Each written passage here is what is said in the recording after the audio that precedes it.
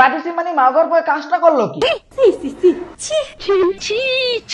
তার মানে বোঝা গেল টিকটকার অপু ভাই 2026 সালে কামব্যাক করলো পাদ দিয়া, মানে পাদের গান দিয়া।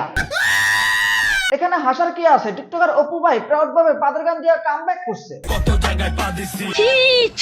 দেখেন অপু ভাইয়ের সাথে মেয়েদের পাদের স্টেপ গুলো দেখেন।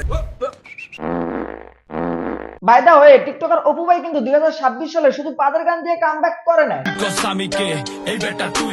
অপু ভাই আসলে নতুন বছরের নতুন গাড়ি,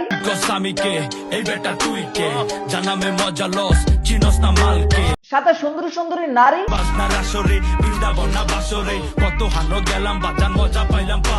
সবকিছু মিলায় 2026 সালে নতুন বছরে সে কামব্যাক করছে। বাট দুঃখের বিষয় হলো 2026 সালে কামব্যাকটা তার পাদের মতোই দুর্গন্ধ হয়েছে, কারণ পাবলিক অলরেডি তার বাটপারি বুঝে গেছে। অ্যাকচুয়ালি অপু ভাই তার যে লাক্সারিয়াস লাইফ শো করে ওটা আসলে তার রিয়েল লাইফ না, ওর লাইফ আসলে ভাড়াটিয়া। ও যে ভিডিওতে আসে যে গাড়িগুলো দেখায় ওগুলো অ্যাকচুয়ালি ওর নিজের গাড়ি না, এগুলো হচ্ছে ভাড়াটিয়া গাড়ি। আর নিত্য নতুন নারী নিয়ে যে ভিডিও গুলো ওগুলো আসলে ভাড়াটিয়া নারী। আর সে অনলাইনে আসা যাদেরকে সে গার্লফ্রেন্ড হিসেবে শো করে ওগুলো অ্যাকচুয়ালি তার ভাড়াটিয়া গার্লফ্রেন্ড। আমি বিশ্বাস করি না। অপু ভাই দুবাই যায় ভাড়াটিয়া মাল নিয়ে লাইফ লিড করা, আর এদিকে কিছু ছাত্রী পোলাপান এগুলো দেখে আফসোস করে। অপু ভাই একটা পরামর্শ দিতে চাই, যেহেতু ভাড়াটিয়া মাল নিয়ে চলেন তাই অস্ট্রেলিয়ান গাভি না নিয়ে রাশিয়ান একটা নিতে পারেন।